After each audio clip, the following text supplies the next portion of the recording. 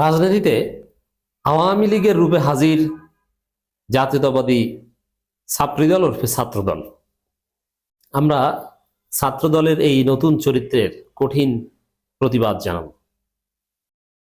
এটা নাকি জিয়াউর রহমানের দল, এটা নাকি খালেদা জিয়ার দল। আপনি অবাক হবেন যে কি ঘটাচ্ছে ছাত্রদল, অবাক হওয়ার মতো ঘটনা।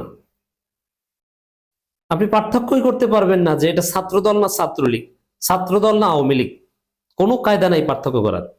ঠিক যেরকম মির্জা ফখরুলের কথা শুনলে পার্থক্য করা যায় না যে এটা কি ফখরুল বলেছেন না শেখ হাসিনা বলেছেন।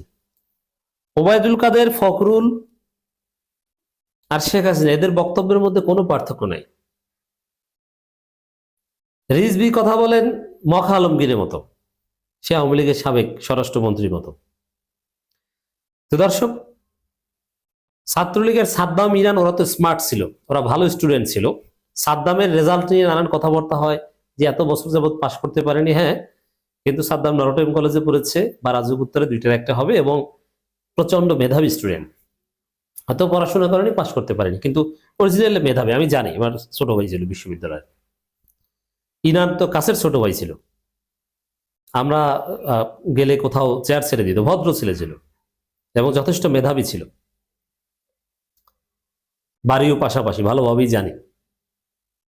কিন্তু ছাত্র দলের এগুলো হচ্ছে একটা একটা গান্ডু, গর্ধব, ওদের কোনো ব্রেইন নেই মাথায়, ওরা পড়াশোনা পারে না। ওরা কিভাবে বিশ্ববিদ্যালয়ে চান্স পেয়েছে আমি আশ্চর্য।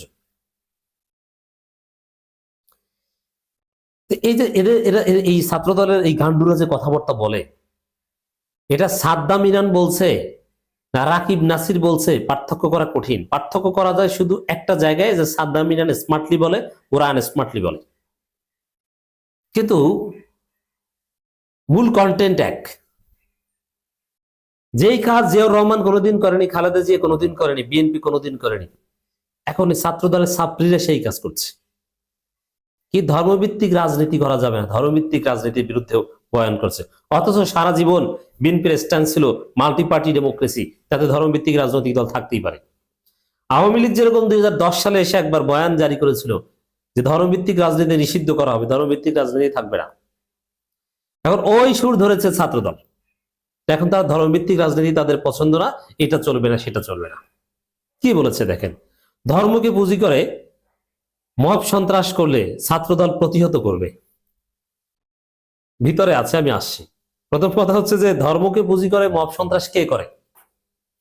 কোন ধর্মভিত্তিক দল করে না। ধর্মকে পুঁজি করে সন্ত্রাস করে বিএনপি, ছাত্রদল।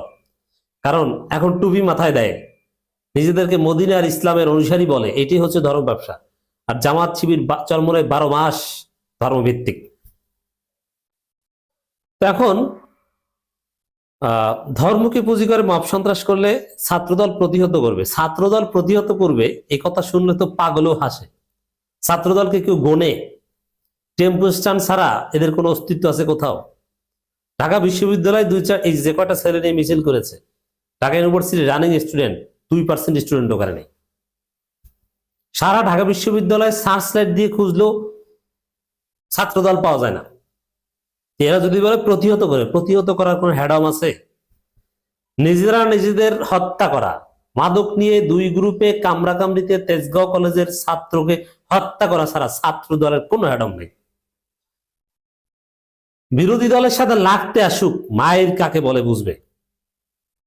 যেমন মির্জা আব্বাস ঢাকা মেডিকেলে শরীফ ওসমান হাদির উপর গুলির পর যে গিয়েছিল, তখন তাকে ভুয়ো ভুয়ো স্লোগান দিয়েছিল। তখন মির্জা আব্বাসের লোকজন উল্টাপাল্টা কিছু করলে ডলা খেয়ে ওখানে আদামরা হয়ে যেত। এই যে ছাত্র দলের ছাত্রীরা, ওদেরকে যদি ক্যাম্পাসে সাধারণ শিক্ষার্থীরা ধাওয়া করে, ওরা 5 মিনিটও টিকতে পারবে না। সাধারণ শিক্ষার্থীরা যদি বলে ধর, দেখবেন যে একটাও নাই।